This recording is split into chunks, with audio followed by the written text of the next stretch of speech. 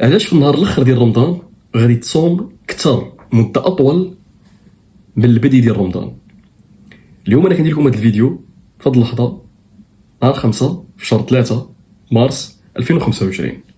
في الاخر ديال رمضان اللي غيكون ان شاء الله 30 مارس 2025 غتصوم اكثر. الا كنتي كتفرج فيا من المغرب اولا من اوروبا اولا من امريكان اولا من كندا غادي تصوم اكثر الاخر ديال رمضان من البدء ديالو. في الاول غادي نعطيكم واحد الامثله باش تعرفوا. بالمناسبه باي ذا واي شي اخوان قالوا لي ما تلبسش السوار هو البراسلي، هذا السوار هذا لانه حرام، لانه تشبه بالنساء. واش سي با هذه الطائره ديال بوينغ 787 اللي كنقولوا حنا ذا دريم لاينر 787 من الطائرات اللي كيعجبوني، فداك الشيء كنت كررت هذه السوار. ولكن الا كانت فيها شبهه طبعا حيدوها. طيارون الملاحون ورجال الجو يبادلونكم الحب والتقدير والاحترام بالمقابل. حيت بزاف ديال التعليقات واغلبيه الناس كيشكرونا الحمد لله كيتابعونا الناس اللي النيفو طالع وكيقدروا المحتوى الهادف. طبعا كاين واحد القله دوك الناس اللي ما كيفرقوش بين الضاد والدال، بين التاء المربوطه والمبسوطه، بين الفعل والاسم، اخطاء ديال السينتاكس والجرامير على حد الجاد، وتيقولوا وتيتعداو على القران باي ذا واي. لان ملي كنقول لهم انا الارض راه ندير لكم سلسله ديال الشكل ديال الارض، وهذا تيقول لي الى الارض الايه الكريمه الى الارض كيف سطحت، كيقول الى الارض كيف سطحه، كيدير التاء المربوطه، وكيقول لك خويا ماشي خويا، حتى الدارجه ما كيكتبش بها مزيان. فهاد الناس طبعا هما قله قليله ما كنجاوبهمش، كنقرا لي كومونتير اللي هما الاغلبيه الساحقه اللي هي كامله بوزيتيف كومنتس، يعني تعليقات ايجابيه. الحمد لله هذا دليل على ان الناس عندنا في المغرب نيفو طالع، وهذا تشريف لي طبعا في المغرب وفي الجزائر وفي تونس وفي الجاليه. الناس في لوروب حتى هما كيتبعونا الحمد لله، وغادي نهضوا بالويب المغربي باش ما تكونش التفاهه، باش يكون محتوى فريد من نوعه، ان يتكلم معكم طيار بيلوت دو لين وانستركتور باللغه اللي كيفهموها عامه الشعب، وتبسيط علم الطيران المعقد لعامه الشعب ولجميع الناس. ونبداو في الحلقه ديالنا. الا كنتي في اليوم، فاليوم أدنى عندك الفجر مع 5:51 دقيقه والمغرب مع 6:58 دقيقه بي ام، صمتي 13 ساعه و7 دقائق. نهار الاخر ديال رمضان غيأذن الفجر عندك مع 5:23 دقيقه والمغرب غادي يأذن مع 7:11 دقيقه بي ام. غتصوم 13 ساعه و48 دقيقه. هادشي الا كنتي في العيون الصحراء المغربيه جنوب المملكه. دابا غنطلعوا شويه نمشيو لكازا. الا كنتي في كازا اليوم أدنى عندك الفجر مع 5:27 دقيقه والمغرب مع 6:33 دقيقه بي ام، صمتي 13 ساعه و6 دقائق. ولكن في الاخر ديال رمضان غيأذن عندك الفجر مع 4:52 دقيقه والمغرب 6:52 دقيقه، غتصوم 14 ساعه. تخيل الا كنتي في كازا غيتمدد عندك النهار اكثر من الناس ديال العيون. تبعوا معايا الفيديو حتى الاخر باش تعرفوا علاش هادشي في كازا. الا كنتي في طنجه، دابا نقول لكم المده نيشان باش مابقاش نضيع الوقت مع الاوقات. الا كنتي في طنجه يعني غتزيد تطلع اكثر، فاليوم صمتي 13 ساعه و6 دقائق، لكن نهار الاخر ديال رمضان غتصوم 14 ساعه و5 دقائق اكثر من كازا. دابا غتجيو عندي انا حاليا بازي في براغ، العاصمه ديال ريبوبليك تشيك. انا اليوم صمت 13 ساعه قد اكزاكت، لكن في الاخر ديال رمضان غنصوم 14 ساعه و40 دقيقه، اكثر منكم، اكثر من الناس اللي في المغرب كامل. دابا غادي نشوفوا الناس اللي غيصوموا اكثر مني. الا طلعنا لابلاند فنلندا اللي جات في الدائره القطبيه الشماليه، يعني جات الفوق، الناس اليوم صاموا 13 ساعه و25 دقيقه. في الاخر ديال رمضان غيصوموا 16 ساعه و50 دقيقه. نهار طويل بزاف. علاش؟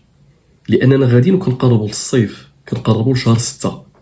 قد ما قربنا لشهر 6 قد ما النهار غيطوال. علاش؟ الارض الاخوان الكرام كوكب كروي كتدور على نفسها بحال هكا، تعاقب الليل والنهار، ولكن ايضا كتدور حول الشمس. فهي تدور حول محورين، حول نفسها وحول الشمس. تضرب دوره حول نفسها كل 24 ساعه، وكتدور حول الشمس، يعني كتجيب دوره كامله حول الشمس كل 365 يوم، اي كل سنه. ولكن هنا فين كاين البلان، الارض ملي كتدور حول الشمس راه ما كتدورش نيشان بحال هكا مقاده، لا، كتدور مايله حول الشمس ب 23 دوغري اونس بالضبط. فإلا كانت هذه الشمس وهذه هي الارض. ففي 21 شهر 6 كتكون الارض مايله بحال هكا القسم الشمالي من الكره الارضيه، يعني المغرب، اوروبا، كندا، امريكان، الدول اللي كتكون في الاول كتعرض لاشعه الشمس اكثر من الدول اللي كاينه هنا بحال استراليا، بحال نيوزيلندا، بحال الشق الجنوبي من البرازيل، بحال الارجنتين، بحال جنوب افريقيا جوهانسبورغ مثلا، ولا كيب تاون ولا بريتوريا. هاد البلايص ما كيتعرضوش للشمس بزاف لان كيكونوا بعاد، كيكونوا مدرجين. فكيبدا العام غادي والارض كدور حول الشمس ولكن كتبقى الدور بحال هكا مايله. ملي كدوز 6 شهور كتولي الارض هنا الاخوان. ملي كتولي الارض هنا كيولي القسم الجنوبي في 21 شهر 12 القسم الجنوبي يتعرض للشمس اكثر من القسم الشمالي. في الاوج ديال الصيف في القسم الشمالي، يعني الطوب ديال الصيف هو نهار 21 شهر 6. نهار 21 شهر 6 الاخوان كيكون اطول نهار واقصر ليل في المغرب، في اوروبا، في ميريكان، في كندا، روسيا، غرينلاند، كاع البلايص اللي جاو في الشمال. ولكن كيكون عندنا اقصر نهار واطول ليل في البلايص اللي جات في الجنوب بحال استراليا مثلا.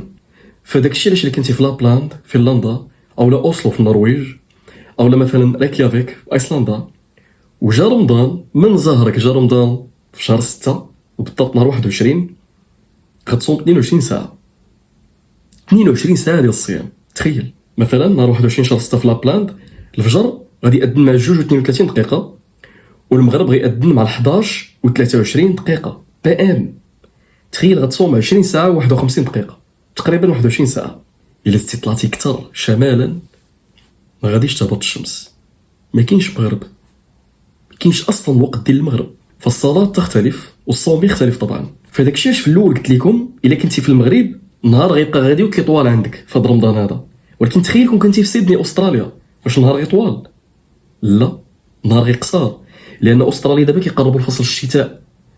استراليا عندهم فصل الشتاء في شهر 6. مثلا المسلمين اللي كاينين في مدينه سيدني استراليا أدنى عندهم الفجر اليوم مع 5 و22 دقيقه والمغرب مع 7 و27 دقيقه، صاموا 14 ساعه و5 دقائق. ولكن في النهار الاخر من رمضان غادي أدنى عندهم الفجر مع 5 و43 دقيقه ام والمغرب مع 6 و55 دقيقه بي ام، اي 13 ساعه و12 دقيقه. تخيل النهار عندهم قصار وتقلص من 14 ساعه و5 دقائق الى 13 ساعه و12 دقيقه. دابا غيجيكم واحد السؤال في راسكم، تقول علاش النهار كيطول بزاف قد ما طلعنا؟ الارض لانها كوكب كروي فالكره كتجمع من الفوق ومن التحت، كتجمع كتقلص كتكون عريضه في الوسط.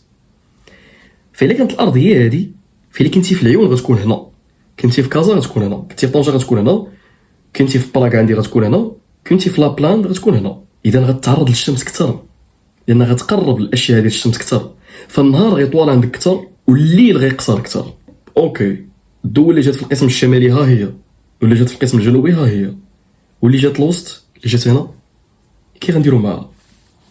الدول اللي جات هنا الاخوان سواء كنتي في شهر 6 هذه الشمس، سواء كنتي في شهر 6 سواء كنتي في شهر 12 كتعرض للاشياء ديال الشمس بشكل مستوي طيله السنه. داكشي هاد المنطقه كتسمى خط الاستواء اللي جات فيها مثلا اندونيسيا وجات مثلا كينيا وجات الاكوادور. وباي ذا واي الاكوادور كتسمى الاكوادور لان كتعني خط الاستواء، اكوادور او لا اكويتر كتعني خط الاستواء. وداكشي علاش هاد الدول كاين عندهم فواكه استوائيه. هاد الدول كيصوموا 12 ساعه وكيفطروا 12 ساعه طيله السنه. اي وقت جا فيه رمضان الناس كتصوم 12 ساعه وكتفطر 12 ساعه، وما تخلطوش ما بين الوقت ديال الفجر والمغرب وهذا الشيء اللي عطيتكم دابا والاختلاف ديال التوقيت، لان هذا الشيء اللي عطيتكم دابا كيتعلق باللاتيتيودز بخطوط العرض، والفرق ديال التوقيت الزمني كيتعلق بخطوط الطول. مثلا المغرب جا في خط غرينتش اللي هو كنقولوا حنا في الطيران يو تي سي اي يونيفرسال تايم كوردينيتور اللي جات زيرو. من بعد قد ما مشيتي شرقا كيتزادوا السوايع، قد ما مشيتي غربا كينقصوا السوايع لان الارض كدور من الغرب للشرق. هذا غنخلي ان شاء الله فيديو اخر باذن الله وغيكون مشروح مزيان مفصل مزيان. كان معكم كابتن محمد، السلام عليكم ورحمه الله.